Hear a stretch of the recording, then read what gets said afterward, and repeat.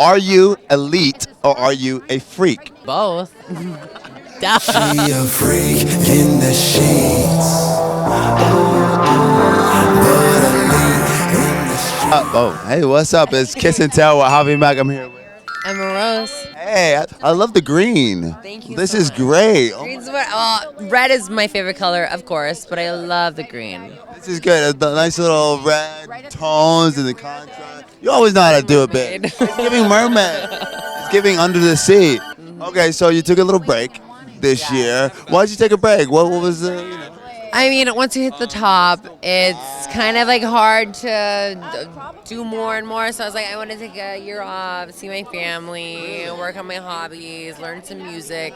Oh, learn some music. Yeah. Are I'm you doing learning- music? Yeah. What's the music? I'm trying to learn more like piano and guitar, because I'm not musical. I'm tone deaf. So I want to do something musical.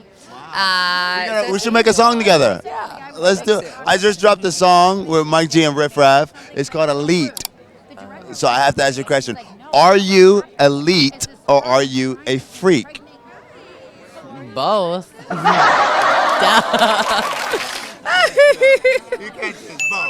Boom, boom.